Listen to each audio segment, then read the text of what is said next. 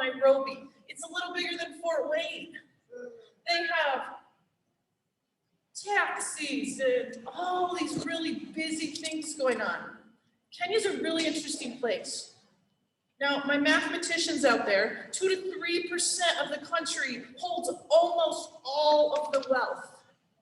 So that means 97% of the people hardly have any money. They don't have money to even know if tomorrow they're going to get their food. It's really different than here in America. We have a bigger middle class, and most of us, just give me a little hand. Do you have food in your house that you could eat tomorrow? Yep. Do you have running water in your house? You got electricity? Got a TV? Okay, you're some of the most wealthy people in the whole world. You didn't know that. So in Kenya, I had the opportunity to go out to the countryside, and you know how like Auburn and Chirubusco feels different than downtown Fort Wayne, right? And so when I was in Kenya, I went out to this place called the Masai Mara Game Reserve. And the Masai Mara tribe lives there, and it feels very different. They're out in the country, and they're a nomadic tribe. Good vocabulary word. Anybody know what a nomad is? Rocco, you got a guess? Go ahead.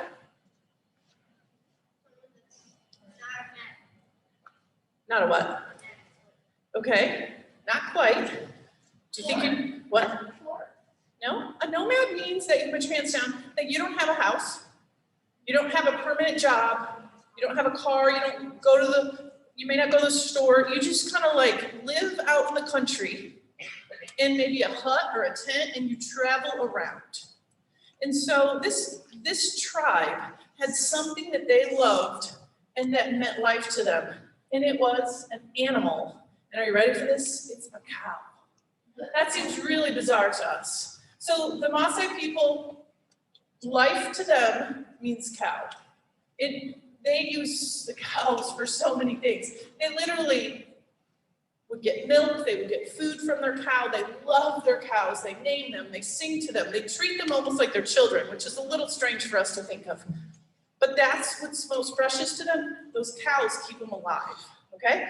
So I got to go visit this tribe, and now we're gonna journey into another story that's gonna connect the Maasai tribe in New York City. All right, Mrs. Roberts, are we ready? I'm gonna put up a picture, and I just want you to see it. And I want you to raise your hand to just tell me what that picture's of. I got first hand right here. It's just stand up and speak loudly. What is it? The 9/11. So you're telling me that's 9/11, September 11, and what happened on 9/11? Yes.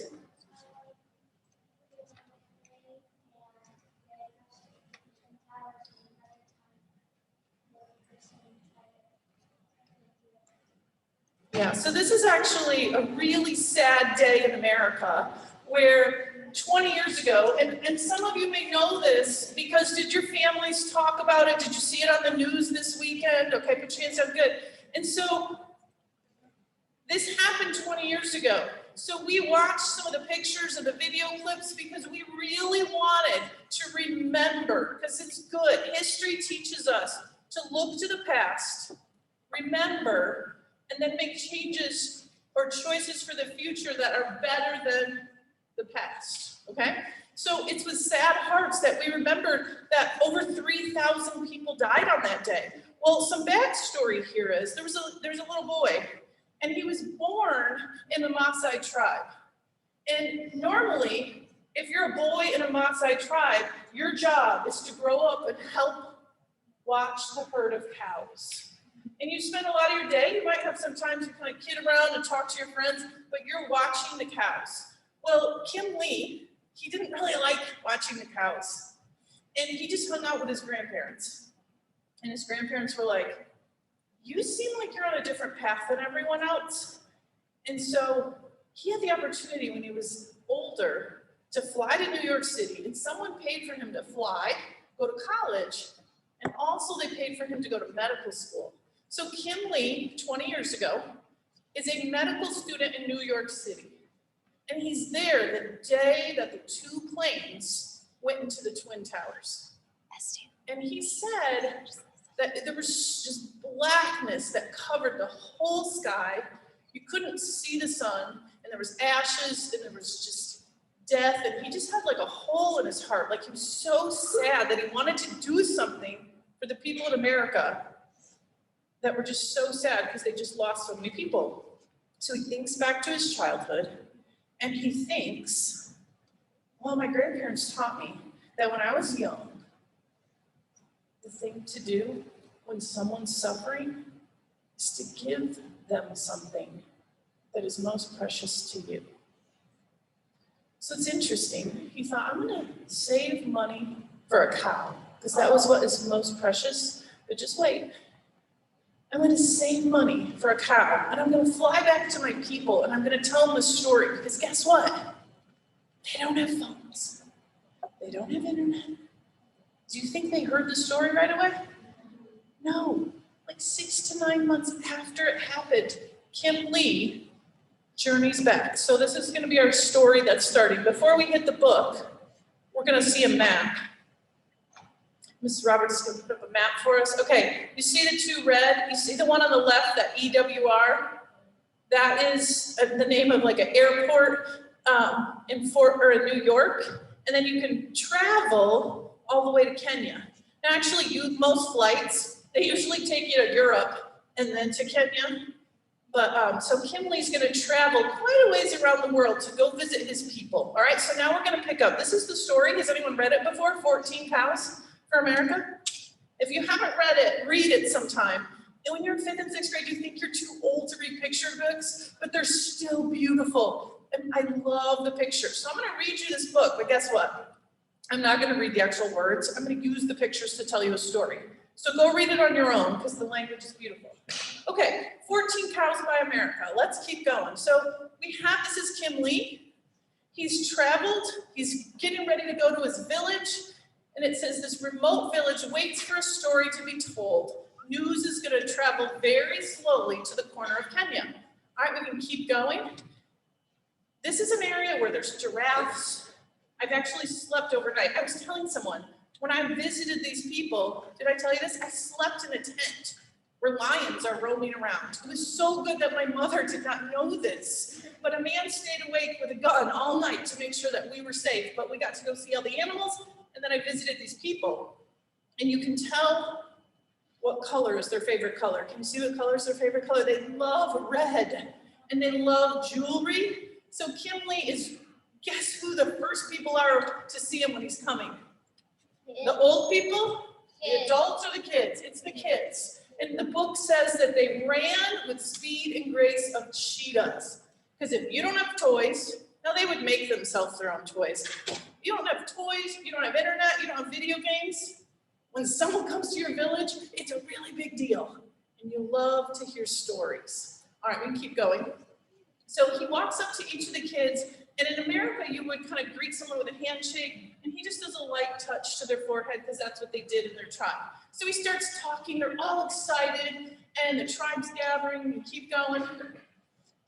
And they're kind of waiting. This is to show you a little bit about them. It says that their tribe was once warriors, and this is going to sound bizarre too, but let's say I had a cow, and let's say you had a cow.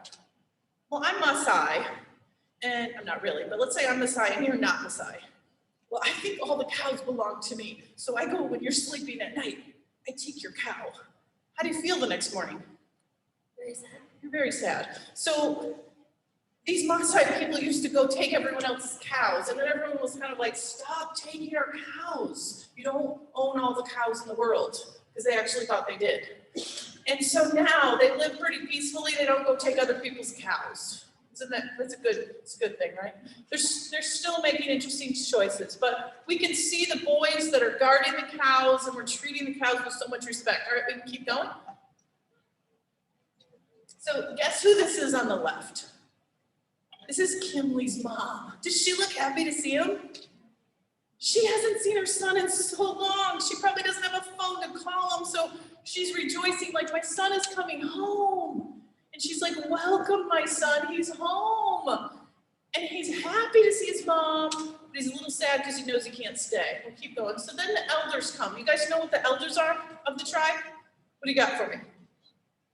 I've already called on you, but what do you got? What's an elder? The older people, the leaders of the tribe. And so you can see the elder here on the right, he's got like an ornate kind of like jewelry, he's got a stick. Okay, so we keep going. So when the whole group gets together and they tell a story, they all go sit by this one tree. This is kind of like the storytelling tree. And so Kimley starts sharing, and he said he wants to tell the story of what happened on September 11th. So he says, there's this stillness in the air, and there's a disbelief, and he starts telling them that there's buildings in this place called New York that are so tall, they touch the sky. And when these two planes came, there was a fire so hot that it melted the iron. And then he talks about the smoke and the dust are so thick, they block the sun. We can keep going, this is Robert. So then, look who he's talking to. Isn't that, look at that, isn't that beautiful? It's this fierce, serious people. And the reason they look so serious is because their hearts are so sad by the story that they're hearing. So even though they used to be kind of warlike, they're a group of people that they have kindness when they hear of injustice. So we'll keep going. The story ends, and there's not even a sound in the whole tribe. And at last an elder speaks and he says, he's very shaken, and he says, what can we do for these poor people in America that have lost so much? And Kimley says, well, to the Maasai, cow is life. So then we can keep going. The elders are kind of talking, and Kimley has saved up the money. He says, I've saved up enough money. Let's give them one cow together. So they're talking, but there's still more talking going on. And they invited a diplomat to come out to the country. Does anyone here know what a diplomat is? Someone I haven't heard from. Van Veld, what do you got? What do you think? Aren't they like judges? Well, if a judge is kind of like a leader, then I would say yes. So what happens is, let's say that I am born American, but I spent like 10 years living in Kenya, and the President of the United States and the leaders with him says, hey, we need a diplomat at every country that we can. So I'm going to take someone that loves Kenya and loves America and make them my diplomat. They're my leader. They're going to go. Sometimes they live in America, and sometimes they're going to live in that other country. And when anything comes up between the two countries, they're the special leader that takes care of it. Because let's be real, do you think a president can do everything that's needed for America? No, they have different leaders that help. So look at the clue. We've got a car, but you see that flag on the front? So this is in Kenya, but this is a special flag on it to let everybody around know this is the American diplomat. This is a leader. This is a big deal. This person is coming. So the American diplomat comes out, drives way out in the country. Guys, it's not roads like smooth roads like we know. We're talking like flat tire bumps, okay? So he makes his way out, and he thinks he's gonna talk to 2 or 3 of the elders, but when he gets there, he's so surprised by what he sees. Look what he sees. He sees hundreds of Maasai decked out in their almost just most amazing outfits. You can see they've made this jewelry. They all love the color red. They've got some instruments they've made. You can see they've taken a cow horn and turned it into an instrument. So they're kind of in their tribal splendor, and the blood represents the blood from a cow that they're so thankful for. Isn't that interesting? And so they're having these ceremonies, but they're doing these ceremonies out of respect for the people who died. In their culture, you celebrate someone's life. We kind of do that sometimes here, especially if we have a Christian who dies. We can celebrate that we know that they're with Jesus. All right, let's keep going.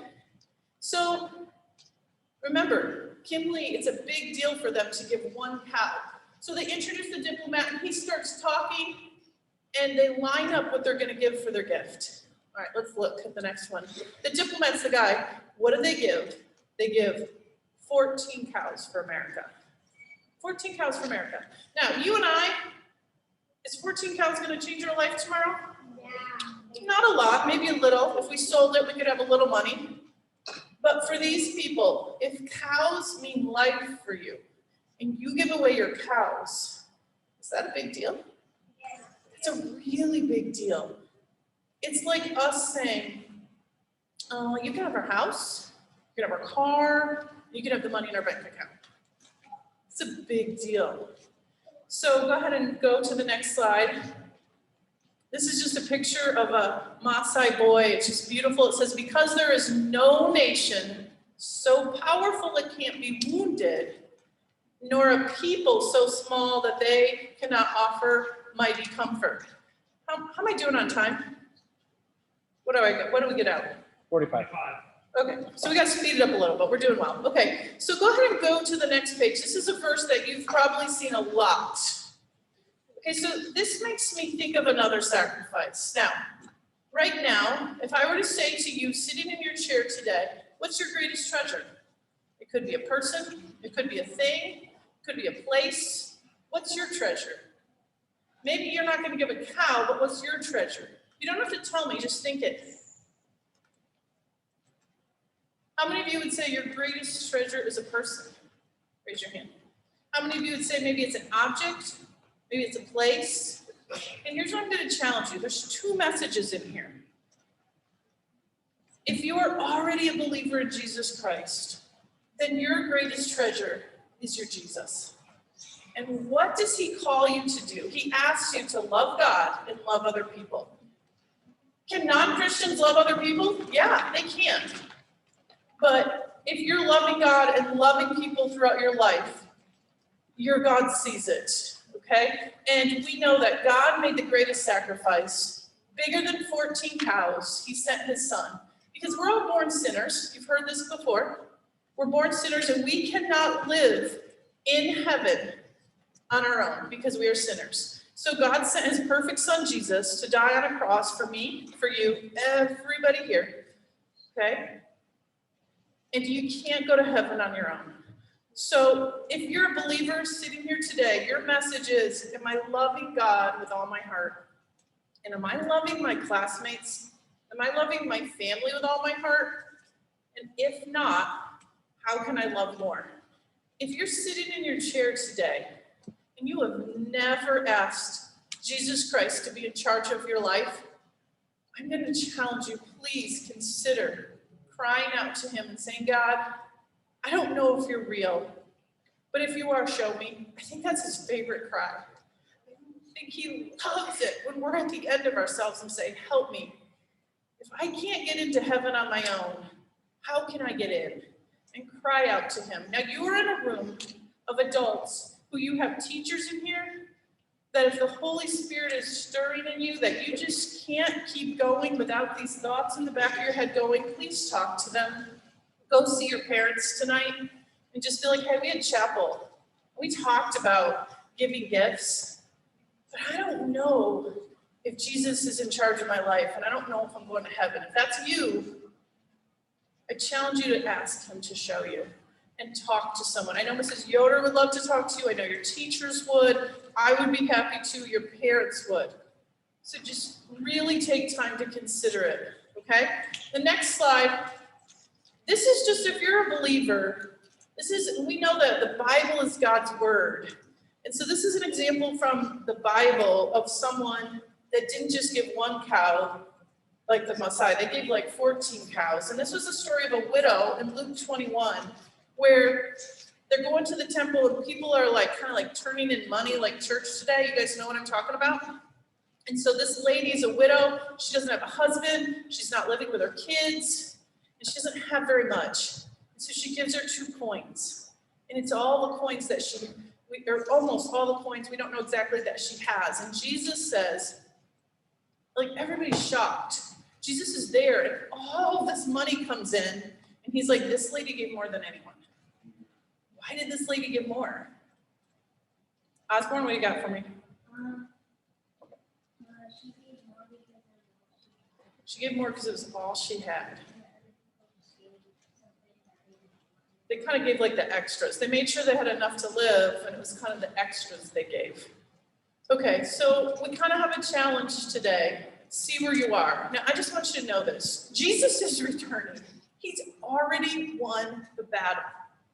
But from now until Jesus returns, life in a world with sin is hard. Someone in this room might find out next week that you have a family member that has cancer, and it is hard.